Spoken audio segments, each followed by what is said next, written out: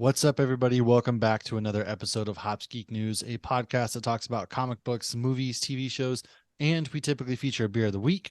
If this is your first time joining us, welcome aboard. We hope you stick around. Go ahead, rate, subscribe, share with a friend, all of that good stuff. We can be found on any podcasting platform at Hops Geek News and any social media platform at Hops Geek News. The way our show works is we typically start with what we're drinking, what we've messed up on and looked into, what we've been reading and watching, and then we dive into some news before going into a main topic. So today we're going to kind of dive into Adam Warlock. Since Guardians of the Galaxy is coming out here in just a couple of weeks, we're going to dive into the origins of Adam Warlock to get you prepared for that movie. That's Charlotte to crush us all. I'm Matt. With me is Lauren, and I'm drinking water today. I'm sick. We're recording this. I can barely talk as it is. It hurts like hell, but I'm drinking water. Lauren, what are you drinking? Well, considering I just picked up the kids from school, I too am drinking water, but I Look did at garnish it us. with a lovely organic lemon, and it is in my Festival of the Arts inaugural year service, so Is I that got an a little organic fancy. lemon? It is an organic lemon. They're the best. Nice organic lemon that only Waffle House cannot provide. This is true. It's good. So, yeah, what did we mess up on last week? So neither of us could remember where Namor is from in the MCU. It is not Atlantis like in the comics. It is Talakan. Yes. You did it. You I did don't know it. if I did it well, but there you go. So, and like I said last week, I love that they differentiate it from DC Comics and they brought in, some Mesopotamian culture as well. So I think that's really cool. I love how they did that. I love Namor. Yeah, I like the subtle changes that they do in the MCU. It makes sense. Typically when they change something, it really makes sense. And then obviously, yeah, if you have Aquaman from Atlantis and then Namor, so it's why would you keep the same the two? So I agree with you. And that's all Let's we messed up or looked into, I believe. surprise. Yay. Unless somebody catches something. So why don't you go ahead and start us off? What have we been reading or watching this past week? Really not much. We don't even have a new Mando to talk about, but you caught up on Mando. I I did. did watch a movie called Wind River that was actually pretty good. It caught my attention because it had Hawkeye and it had Scarlet Witch, and then Punisher was in it as well. And the new one, Oh John yeah, yeah, Bernthal. yeah. I know what this. Yeah. How was that? It was really good, but it was like they start at the beginning and they're like, this movie is based on true events. And I kind of forgot that. And because it's a bit of a mystery, it's like a who done it. But it's very sad.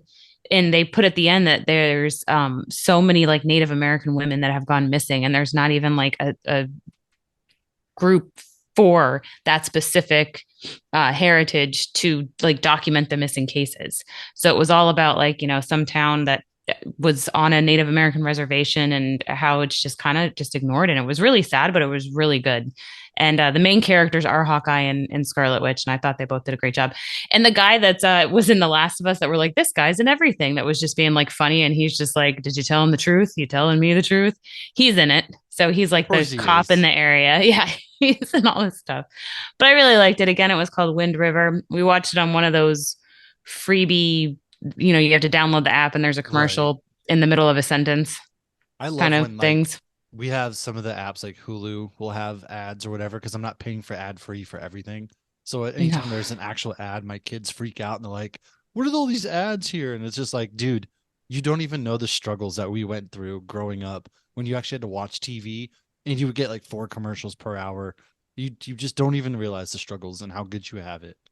Well, I did watch the recent episode of Gotham Knights, and yeah, even watching that the Oh, next I'm day on so sorry. CW, I am so there's sorry. still a lot of ads. So for anybody who does want to try to give the Winchesters a chance, if you do have HBO Max, it is on there now, and that obviously does not have I think it's commercials. like the top three streaming on HBO Max, like the top three most popular on HBO Max right I bet now. a lot of people caught wind of the finale, and they're like, "Okay, I'll give it a chance." Or they just waited to binge it, to see if Yeah, this, for no that makes sense. commercials. But still, I mean, Yeah. that's good because I imagine that they'll renew it for season two. They haven't announced yet, but I would imagine they would. I mean, I'm one of those, if I like something, give me more of it.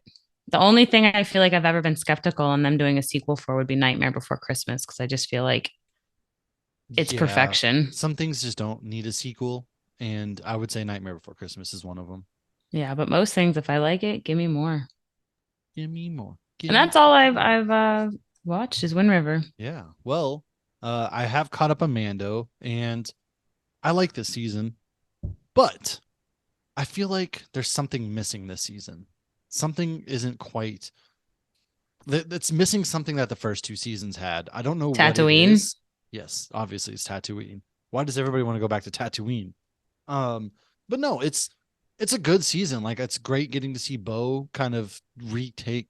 She's had like such a roller coaster, right? She went from the Mhm. rightful heir of Mandalore to a terrorist, back to kind of like the rightful heir to losing everything to outcast, and now she's got the dark saber on a technicality. Which you were right, Lauren was right. She called this out. I don't think it was a technicality though. Well, they also in that specific episode they focused on the dropping of the lightsaber and they focused Mm-hmm. like and she picked it up to defeat the guy too. So I felt like that was relevant. But then they kind of gave it away on the recap at the beginning because they showed those specific things again. Oh, thank you. Yeah, but you were calling it though. Yes, I do wonder though if I think because everybody was kind of like, oh yeah, how convenient now for Mando to just hand her the dark saber. But I do wonder if he was thinking about it and like kind of contemplating like, did I lose it? Like I did drop it and she did have it, and I feel like you even see him when he picks up to slice the droid, like it's still so heavy for him. Yeah, So he I doesn't really want it. He never wanted no. it. And I don't think it was like, oh, let me just find an excuse to give it to her. I really think he was contemplating because he understood the importance of this is not a gift. And she even says it, no matter how well intentioned, that it is something you have to earn. So I do think that he thought about it. And I think in asking the Mandalorians, Hmm. like none of them disagreed with him. Well, they're So, all like, yeah, I mean, that makes sense. It did make sense. so I I would have to say that like I don't know how they're gonna wrap this up in two more episodes. Like they're probably not. what's it almost just kind of feels like we're just going directionless, I think is my problem. Like, yeah, there's kind of like an overall theme of we want to bring back the reunite the Mandalorians, but at the same time, to me, it kind of feels like it's directionless in a way, and we're just doing a bunch of random side quests for no reason. And I don't know, something about it has just kind of felt off to me this season. It's felt a little cheaper as far as being shot too. Like we're used to this cinematic feel, whereas it's kind of felt a little cheap to me as well. And that's a stupid complaint. I realize I'm just bitching at this point. um, I mean, yeah, I will say the one thing I will say is like when I saw obviously we're doing spoilers for Mando. We haven't seen by the time this comes out, we have not seen the most recent one. Um, but it did take me out of it for a second when I saw Jack Black. And then I didn't know who that was. I thought that Oh that yeah, might, Lizzo and Jack Black. Yeah. right. That took me a minute. And I'm like, I think that's her, but I'm not sure. So that did take me out for a second. And I had to, it's funny because my cousin Tabby, we were at MegaCon all weekend and she hadn't watched any of Mando this season. And she's a huge Rebels fan and a huge Clone Wars fan. And I was driving me nuts. And I'm like, I can't talk to anybody about Zeb. I'm like, Matt hasn't seen it. You haven't seen it. And so finally, I'm when I so saw glad Zeb made an appearance though. Like that was sick. so she loves Jack Black. She thinks he is amazing. And so when he randomly, like the last person you would expect to show up in Star Wars showed up, I was like, okay, you have to watch it now. Like, do not wait anymore. And then she did start it. And I'm like, you're gonna know the exact moment I text you. So I even like paused it there and text her. But it did take me out of it a little bit, but I did then get back into it. And then of course Christopher Lloyd showed up, but he didn't take me out of it as much because I've Man, he was seen him. struggling. He's old, man. He was Well, old I'll be 40 honest. years I'm ago. surprised that he is still acting because when I saw him at MegaCon in 2015, he like could barely formulate a sentence. It was tough to Oh. watch. And so I'm very surprised that he's still acting and like good for him. I'm glad he's doing okay. Yeah. Well, he was in a movie with the guy from Better Call Saul not too long ago too. He played his dad.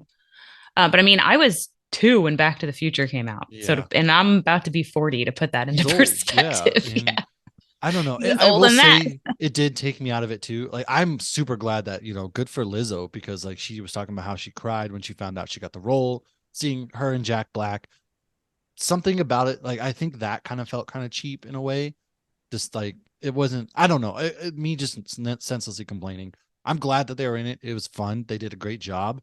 There's just something off about this season to me, and I'll leave it at that. I think it'll all pay off though. I Oh, get that agreed. it's definitely different than the last 2 seasons, but I think his goal is also different than it was the last 2 seasons. Uh, but I the fight between Bo and Axe Wolves, that Yeah, was that was a good fight. That was pretty awesome. cool. I also like how they have Sasha Banks. She's there, just like as this face that you recognize, but she's just kind of like stands there menacingly. She never actually says a word in this episode. I'm okay with that, especially after seeing her at MegaCon. Oh yeah, I did watch The Bad Batch, by the way. I'm caught up on season 2 of The Bad Batch. Uh, it ends pretty heavy, man. The show works better for me as I binge it. Just some animated shows do. That's just how it goes. And there was a lot of like, man, the heaviness of Crosshair. There was that one episode where he saves the other clone. They fight through the winter and all this thing because they failed to retrieve these crates. They get back, and that lieutenant's basically like, nope, I'm not going to save this clone. You guys failed at your mission. He served the Empire. And you can see Crosshair for the first times really like, dude, Did what? I We're pick the nothing. right side? Yeah. He's Yeah. questioning it. And he ends up shooting the lieutenant, and then he gets captured because he passes out, and interested to see what happens there. I have a feeling, and we'll talk about it here in a minute when we get into news, but this episode, there's just a lot of things that you're just like, man, that's really fleshing out the things that the Empire has done, the way the Mm-hmm. clones were treated, the stormtrooper program that Emperor Palpatine announced was pretty insane, and just the viciousness of the Empire they're really fleshing out is something that I really enjoyed. And then it ends with Omega. Spoiler alert: Omega's captured and she's back. And I think this cloning program is the start of Palpatine wanting to clone himself because she's a clone. Yeah. Which is interesting seeing them doing that, which is before the original trilogy. At the same time, they're doing it in Mando, which is I wonder after if the we'll get original trilogy. Omega in a live action at some point. I'm very I was curious. wondering that too, because I mean, yeah, like a grown up Omega, because I would say she's like, if she ages properly, unlike the other clones, because she's Right. actually older than the Bad Batch. But she should be the same age as Kanan. I think so. Yeah. It should be an older version. I don't know. Well, I'd be interested to see how that works out and how Would she she be the plays same into the age as cloning Boba? program. Yeah, she would be the same age as Boba. What if Maybe we a get little bit her younger. in the Mandalorian or something? Because you know how they're trying to capture Grogu to clone? Well, Mm. what if they find the cloning facility and Omega's there captured or something like that? Like they've Oh been my doing God, tests for all and those they break her years. out. Yeah. Like what if that's something we get? We are we gonna get like not even old man Rex because we got old man Rex and Rebels. Are we gonna get like Mm, on his deathbed Rex? I, I kind of I mean, hope he can't so. be that much older though because it seemed like the original trilogy went pretty quick. Like those happened Everybody, fast. yeah, everybody kind of ages differently in Star Wars. Like Bo-Katan's like 90 years old. She's not 90. She's been around for like ever. I feel like she was like a teenager in the last season of And Clone then Wars. okay, but then the last season of Clone Wars ends.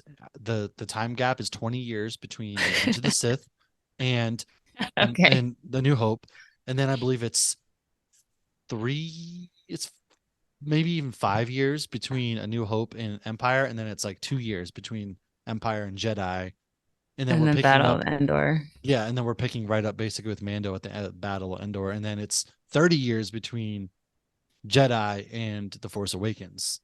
Maybe it's just a lot of. I did see somebody did the math recently that like Grogu would be like 91 when this new Rey movie comes out. That's if he And that was survives. around the age, or I guess Yoda became a Jedi Master around 100. Which is So, weird because if Yoda's a Jedi Master around 100, well, I guess there's a lot of time for Grogu to flesh himself out and learn to speak and become a yeah. real being, I guess. And take the creed.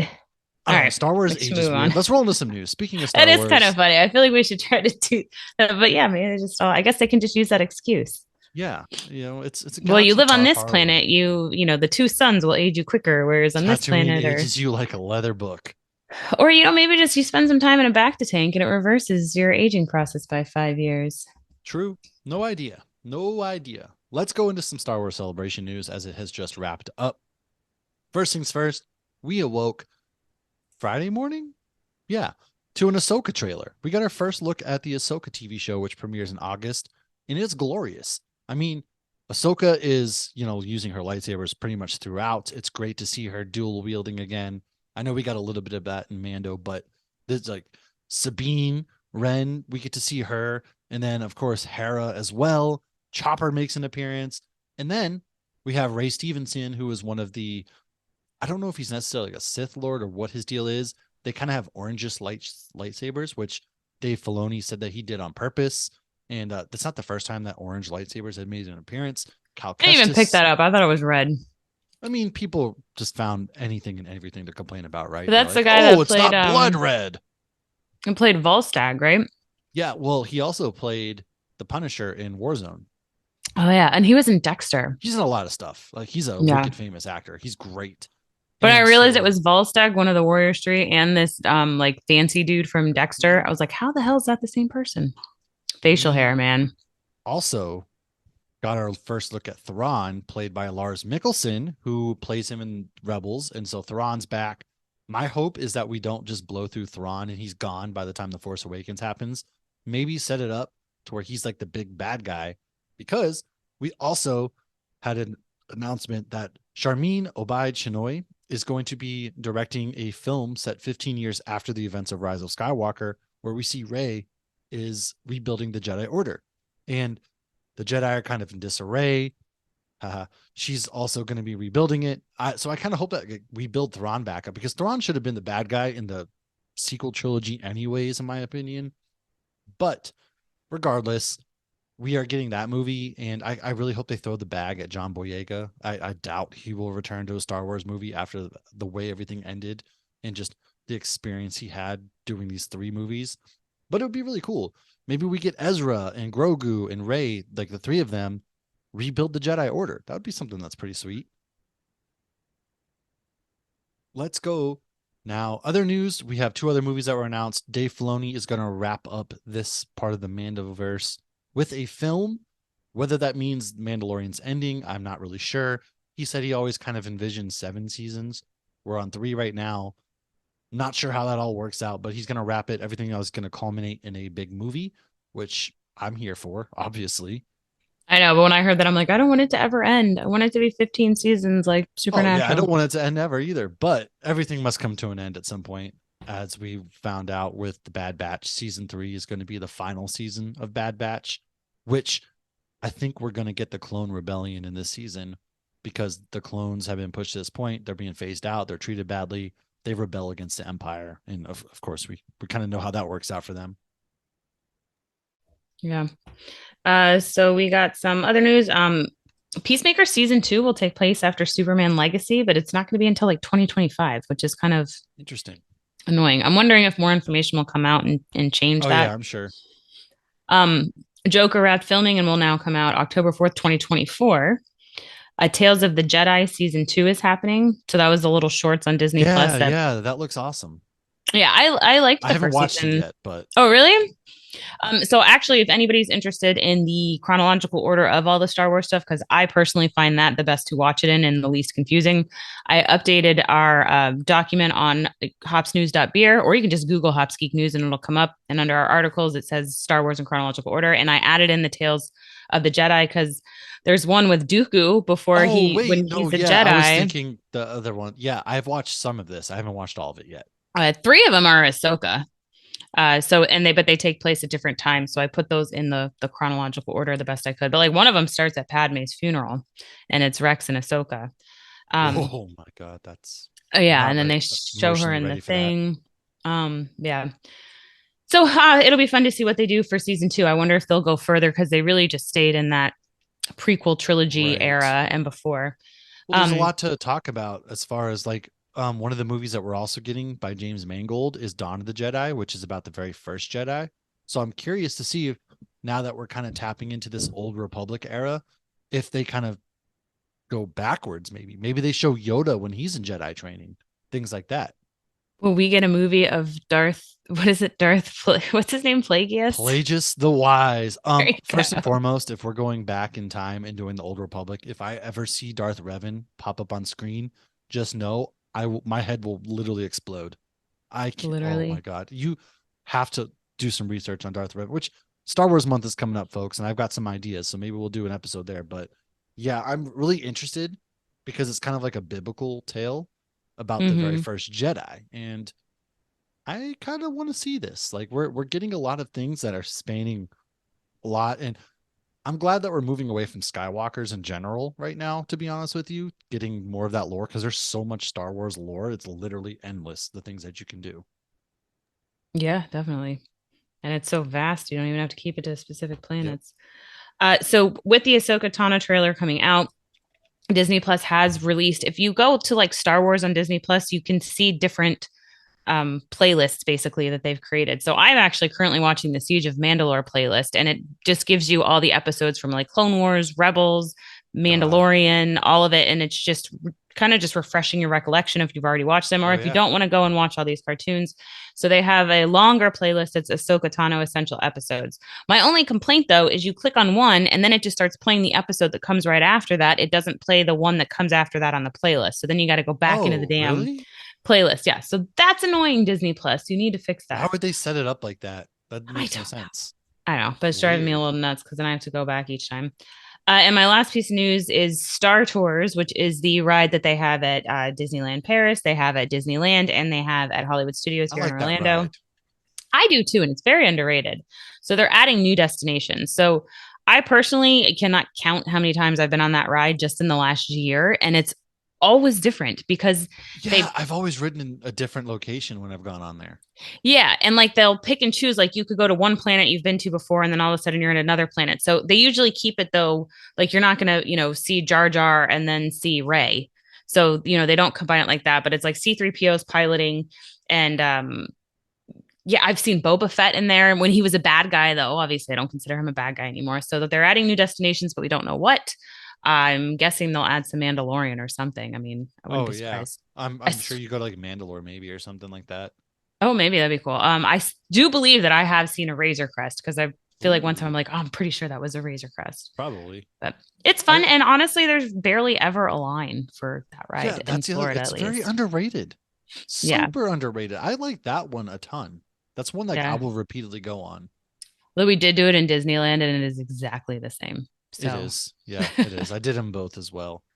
I do have two pieces of news before we roll into Adam Warlock. The Acolyte will come out in 2024, and it's set hundreds of years before the Clone Wars. We got some stills. This show is going to be fantastic. We have Skeleton Crew starring Jude Law is going to take place post Return of the Jedi, and that's going to come out later this year. I imagine with Ahsoka in August, we'd probably look at, I would say November timeframe because we're getting Secret Invasion in June. So the way they want to space everything out, I would say November we'll probably get that. And then Andor season 2 has begun filming. It will release in 2024, and of course, it leads directly into Rogue One. And that's you all see the the news I have. videos of all the guys at Star Wars Celebration dressed up like they were at Narkina I 5? did. I saw that. I did. And The one way out. Some of oh, them had floaties on. it. Speaking of which, Star Wars Celebration will be in 2025 in Japan. So Oh, get those it's about passports time to ready. start a GoFundMe so we can go to Go fund me. Tokyo, Japan. Could Is you it in imagine? That would be Tokyo? awesome. It's in Tokyo, yeah. Okay, because that's where Disneyland is too. Could you imagine we somehow like make it to Tokyo, Japan for Star Wars Celebration in 2025 as a podcast? How long is that flight? It's probably closer. It's a Well, you'll long time. who knows where you'll be. I'm gonna say being on the West Coast, it's probably closer. Yeah, there. Could you imagine though? Like that's goals. So hey, fire up the GoFundMe. Send us to Tokyo, Japan in 2025. Well, it was here in 2017 when I didn't really care about Star Wars. I know. I know. God dang it. Gosh dang it. I know a few people who Anyways, are upset it's not coming to Orlando. They really thought it was coming I'm back. sure it'll come to Orlando probably 2027. It would be my guess. It'd be back in Orlando or something of that nature. That seems so far away. Well, I think it's what the 50th anniversary of A New Hope as well that year. So Oh. I'm pretty sure they're going to do Oh something yeah. big. They're going Wow. to do something massive, I want to say, without a doubt. Yeah. Well, folks, thanks for sticking around. We'll be right back in just a second. We are going to roll into some Adam Warlock to get you ready for Guardians of the Galaxy Volume 3, the latest film from James Gunn in the MCU, where they're sure to rip our hearts out. We'll catch you in a moment.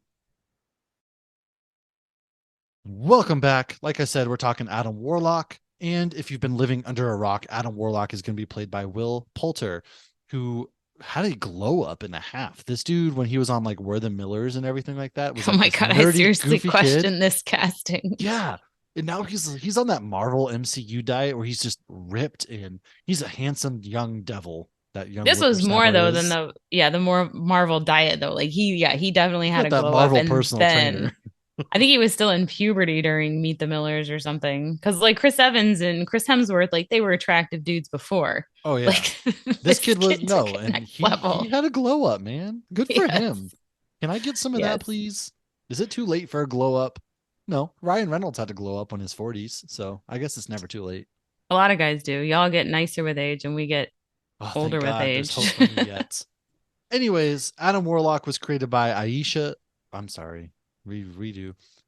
Anyways, in the film, he was created by Aisha, or will be created by Aisha, and he was teased in the end credits of Guardians of the Galaxy Volume 2 with a very fancy cocoon. However, he was also teased with a more organic looking one in Thor the Dark World. So we've been teasing him for a while. And he was also in the post credit scene with Sif and Volstagg, where they stupidly give the collector the ether, the red Infinity Stone. And so they've been teasing for a while. A lot of people expected him to show up in the Infinity Saga because he did play a big part in the Infinity Saga in the comics. Well, But and what we'll get to in a minute is he gets the gemstone, and that is the first mention of any Infinity Stone in exactly, Marvel yeah, Comics, period. So it makes sense that the two kind of go hand in hand right. or head to head. Whatever it is. So Adam Warlock was created by the OGs, man. Stan Lee and Jack Kirby. He first appeared in Fantastic Four issue number 66 in September of 1967. And at that time, he was just referred to as him. So didn't have a name at the time. And later on, he was significantly developed by Roy Thomas and Jim Starlin. He is one of the most powerful beings in the universe. Some of the people that he has defeated are Thor, Drax, who in the comic books, Drax was originally designed to defeat Thanos, and he even defeated Mephisto in his Will this be own when we meet devil's realm. Mephisto? Oh my God, are we getting Mephisto in volume 3? That's my theory. It's assumed that Warlock grew in power from the damned souls who surrounded him in that realm. He and the Silver Surfer shared a soul at one point, which allowed Adam to be able to manipulate the surfboard. Adam, So, Adam was an artificial being created in a cocoon, like we mentioned before, similar to the one at the end credits of Guardians or Thor Dark World, by the Enclave to lead an army. However, he later rebelled against his scientist creators, realizing they had an evil plan. And then he dipped out to explore space and try to figure out the meaning of his existence. However, that was not the original intention for his character. Jack Kirby originally conceived him as a critique on objectivism after talking with Steve Ditko about ideology. And keep in mind, like Jack Kirby also created the Internals based on gods. And so he oh really tried yeah. to put like a lot of, I think, thought and different cultures and everything into these Well, when you're talking characters. about superheroes and the idea of God, I mean, look at Superman, and I know this is DC, but they play into those godlike aspects. And so it's really interesting when you Yeah. bring the idea of religion into comic books as well, because how can God exist if these superheroes exist? And that's a whole other topic, though, but Well, Supernatural addresses that that's pretty true. well. And they even, you haven't gotten there yet, so maybe I should save it. But there are comments made by certain gods about God thinking he's the one true God, and it's kind of interesting because they have all these different religions. And we've seen it in Marvel though, where you have different God or you have different afterlives. We've seen more than one afterlife. But so originally in Fantastic Four number 66, the Enclave was a trio of well meaning scientists set out to create a new breed of man along objectivist principles. And as soon as him is born, he kills them because he's completely amoral. Stan Lee basically flipped this. And now we have Adam Warlock. We do. He then So encounters the High Evolutionary, who's actually going to be in the movie. The High Evolutionary can evolve genetic material, which gave Adam the Soul Gem, aka the Soul Stone, in the MCU. This is the first appearance of any Infinity Stone in Marvel. The Soul Gem can emit beams of concussive force, absorb souls, and Adam uses this to fight cosmic threats. He is connected to the gem and knows where it is, even when he's not with it. However, before fully understanding the world, he was very primitive and tried to take Sif as a mate. And, well, as you can imagine, Thor wasn't quite all about it.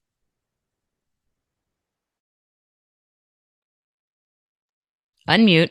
The Enclave, wanting to try and create the perfect person again, created Paragon. Paragon morphed into Aisha, who we see in the movie, also known as Her. Once she learned that him sought a mate, Aisha sought a mate. That's why they created her. So Aisha in the movies is the gold stuck up lady that she creates Adam. In the comics, she searches the universe for him, only to discover he has perished and become entangled with the soul world. Because why go on Tinder when you can literally just create your perfect soulmate in a cocoon? Right? It's like a weird science almost. Yes. So it's going to get less confusing in a minute because we're going to start using Adam and Warlock. So he first gets the name Warlock from the High Evolutionary, and later he gets the name Adam from three teenagers on Earth. How And in original. of 72, he got his own comic where he came to counter Earth and had to save its population from the man beast, who is a creature created by the High Evolutionary, who was this man beast was pretending to be a prophet. This is when Adam became Adam Warlock, or him became Adam Warlock, and he was kind of like a space Jesus slash Messiah in this story. Interesting. Adam has encountered Thanos, who once defeated him to the point he had to retreat inside of the Soul Gem, where he remained there for years. Adam is a friend of the Guardians, but as many superheroes do, he has accidentally gone to the dark side, you know? Dun, dun, dun. Sometimes it just feels good to be bad. One time he was trying to heal a gap in space and time, but his body was taken over by his evil alter ego, Magus. Magus made it look like some of the Guardians were dead, which angered Star-Lord, who then takes him down. The Magus is Warlock's greatest villain. He's just not an alter ego, it's an actual other physical being. The Soul Gem corrupted this older variant, and he can also time travel, which we'll talk a little bit more of him when we get to the Infinity series in just a second. So when Thanos killed Gamora, Adam actually used the time stone and projected her spirit into a new body. So I do wonder, will we get old Gamora back? Is there a chance of that? Like, I'm very curious. Yeah, that's a good point, because if he did this, but we're done with the stones though, so we don't really have the stones. Okay, so I have a theory on that we'll get to towards the end. I don't want to keep jumping too far ahead, but a lot of people did mention that with Black Widow and Gamora is in the comics you can be in the soul world, in the soul stone. So are they dead, or is this just the afterlife? Can you pull them out like you can in the comics? I don't know. We'll see. Like, this is I don't know how strong they'll make him, because in the comics he's incredibly strong. Very OP in the comics. Yeah. So one thing I did notice, because I haven't read the Infinity Gauntlet series since before the movies came out, and going back and reading this, I've noticed that they call them gems, not stones. So I do wonder if there was some Fox thing and they weren't allowed to call them gems, or maybe they just thought stones sounded cooler. It could just be random. I don't know. So in 1990, he was part of the New Mutants and he died. Tough. That's tough. Yeah. In 1991, which is the launch of the Infinity Gauntlet Infinity War series, this is the comic run of the Infinity series, which began because Thanos had fallen in love with death, as one naturally does in a depressed state. I mean, she didn't really return the feelings, which kind of hurts his feelings a little bit. But in the end credit scene of Avengers, which is where we see Thanos, he is told fighting the humans / Avengers is not a good idea, but he says to challenge them is to court death. Well, Thanos would love nothing more than to court death. And then you just see him smile, and, you know, that would have been hilarious if he's like, I'm just trying to get me a date with death. I know. So I brought the other thing, an extra side note. When I was at MegaCon, I saw a Deadpool, and he was dressed with somebody who looked like she could be Death. And I'm like, oh, are you Death and Deadpool? And he's like, yes. And I'm like, is there a Thanos here? And he goes, where are you, Thanos? And he held up his middle finger. But I thought that was really cute. Yeah, Death has returned affection for Deadpool, which is hilarious. Yeah. So in the comics, there is, I guess he could see death anytime he came to the brink of death. And eventually he does. And he even yelled, he's like, yes, I finally died. The kid at MegaCon. So that was cute. But yeah. Well, to win Death's affection, Thanos got all of the Infinity Stones and put them in a gauntlet and made half the living beings vanish, as one tends to do when they're in love. Look, love makes you do really crazy things. Sometimes it's, I'm going to sell my car and give you $60,000 to go on a cruise. I don't know. Other times it's, I'm going to kill half the universe. Is that from personal experience? Oh, God, no. Heavens, no. Fly across the country on a whim, maybe. But yeah, love makes you do crazy things, like have a couple of kids and get into some 18-year commitments, folks. Anyways, after this has happened, Adam got all of the still alive heroes together to fix this here problem. Nebula is actually the one who gets the gauntlet and returns all of the people who vanish, but she does not do very good things as well. Thanos aids the remaining heroes in defeating her because she went bad, as again one does, with power. And in the comic book, she's actually his granddaughter. When Adam Warlock ultimately attains the Infinity Gauntlet, he uses its power to undo all that it had wrought. So the Infinity War, so the Infinity Gauntlet one is like an issue on its own, or 6-issue run on its own. And then we go to Infinity War, which is a continuation. So with the Gauntlet, Adam then expels the good and evil aspects of his being to become a totally logical being who can therefore use the Gauntlet wisely. He does this subconsciously. This act, however, recreates his evil alter ego Magus as a separate being who is now being manipulated by Thanos. Everyone thinks Thanos is like That part I do remember because everyone's like, oh, Thanos is just helping us. And you find out, no, he's playing you. Warlock and the now inactive Gauntlet are captured by the Magus and both attacked by Doom and Kang. In the end, however, Thanos reveals that Magus was tricked and never gained omnipotence because the reality gem on the gauntlet was fake. The Living Tribunal then decides the stones should never all be together, which is said at the end of Dark World when the Collector asks why they're bringing him the Reality Stone. A lot more happens in these stories. They're definitely worth giving a read. But this is the gist of kind of like how Adam played into it. So he was a very big role in these stories. There was also a goddess alter ego of Adam that was involved. And the fact that Adam subconsciously purged good and evil from him with the gauntlet made it so the Living Tribunal didn't trust him with the gauntlet and worried it would mess up the natural order of things. So he created the Infinity Watch and divided up the gems to people he trusted, including Gamora and Drax, and Pip, who we saw in the mid-credit scene in Eternals, voiced by Patton Oswalt. Patton Oswalt. Which shout out to Sean. He actually texted me. He was like, dude, he played Pip. And I completely forgot until now. So I'm glad you said something because that was one of our corrections from last week too, I guess. I thought you had called that out. I thought you said Patton Oswalt was already because I said he's in the MCU through Agents, and you said he is too. He's Pip the Troll. No, I don't think I did. I know I talked about him being MODOK, but that was it. Oh, okay. Yeah, okay. Oh, that's funny. Okay, later. Wow, he's three different Marvel characters. Technically more if you consider the fact that he's multiple people in Agents. So later, he himself actually becomes the Living Tribunal, but the good guy he is, he also creates a regular version of himself to continue about his business. Yes. Now, his superpowers / abilities. So he can resurrect himself and he gets stronger every time he comes back from his cocoon. Connection to the gemstone. Adam was designated as the avatar of life by the in-betweener in order to oppose the then avatar of death, Thanos, and keep a cosmic balance between life and death. He can remove and even judge souls. Shout out to Ghost Rider, who can kind of do some weird stuff like that too. And he can absorb energy and then manipulate it, which includes making a giant dragon become a tiny lizard. That's one of my favorite things. He can go a while without food or water because he absorbs energy elsewhere. Was it photosynthesis? He's like a plant. Just gonna sit here and photosynthesize.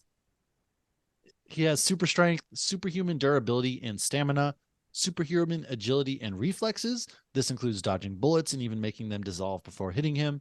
He can fly really, really ridiculously fast. Heightened senses, including cosmic senses like detecting wormholes and when somebody is teleporting. He's immune to some of the stuff the gemstones do. They could have used him during the Infinity Saga, that's for sure. Oh, yeah, against Thanos, for sure. Magic. And basically, he's pretty overpowered. He can pretty much do everything. So in the comic Infinity Countdown, which was created from 2015's Secret Wars, when the stones were supposedly destroyed, they actually returned with the reconstitution of the multiverse. The return of the stones gets the attention of Kang. So this is what I was saying before. If Doctor Strange had put the multiverse back together in Spider-Man, could that be a reconstitution of the multiverse, possibly causing the stones to return? Oh. And maybe that's why Kang shows up? Or could Loki take some TVA paperweights and are they back in business once outside of the world because there's no magic at the TVA? Does that render these stones useless only there? I don't know that we're actually going to see the stones ever come back, honestly, though. I just don't see it happening because it'd be redundant. But I mean, yeah, it's not out of the realm of And will Loki stay good? I think he will. So I do actually go into a little bit more of the stones and why they might not come back. So, yeah, I think that's all we have for specific for Adam Warlock. We do have some other random fun facts about the Guardians and about other people. I will say real quick, if you want a really good rendition of Adam Warlock, play the latest Guardians of the Galaxy game that dropped, I think it was last year on PS5. Maybe it was 2 years ago now. He shows up in that game and it's really cool. And they fight this big magical being, which I actually think it might be the Magus, honestly. No. And is he purple? No, it's like some magical being that does some weird stuff and needs Adam Warlock and all this kind of good things. However, that game is really legit one of the best that I've played, and so I would check it out if for some reason you've been sleeping under a rock, go play Guardians of the Galaxy. It is so good. Maybe I need to look into that before I see the movie. So going to the Infinity Stones real quick. When they first came onto the scene in the comics, there were actually infinity of them. The stones were created in the Eternals, Volume 1, Number 20 in 1978, when the Celestials collectively had a sneezing fit, causing countless stones of great cosmic power to be spewed throughout the galaxy. So there's another reason. We've met Eternals now. We can just, put some pepper under their nose and you got Infinity Stones. So this is a quote from the Marvelous Movies website that I thought I feel like would kind of make it seem why the MCU limited it to 6 stones and why we might not see them again. So in the 90s, the writers, quote, soon realized that having literally infinity stones in the Marvel universe was way too complicated. They got to the point where almost every Marvel character had found one or more stones. They were even more prevalent and easy to find lying around than kryptonite is in Smallville. Most supervillains tried to use their stones to wipe out their enemies. Deadpool used his to create an endless supply of tacos. And J. Jonah Jameson just tried to wipe out his competing newspapers along with half of all good haircuts in the world. I love how Other people than would use these for different things, like Deadpool tacos. J. Jonah Jameson, he's gonna wipe out the other newspapers and get pictures of Spider-Man. There you go.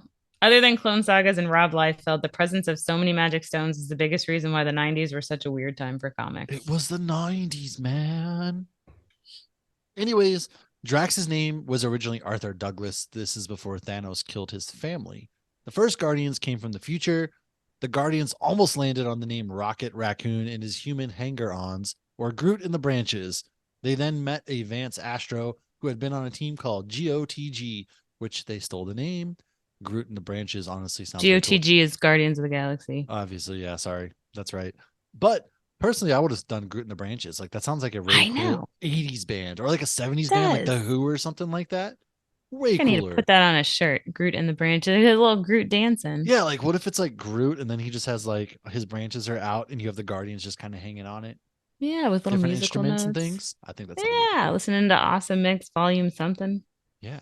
So finally, Rocket and Groot were once kidnapped by an alien TV executive named Mojo.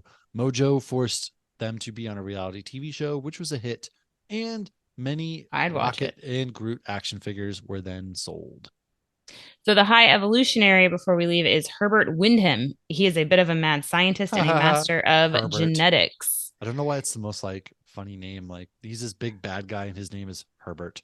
Because a lot of these names are just older. Maybe that's why he's so mad. Like, your name is Herbert, so yeah, I'd want to take over the galaxy too.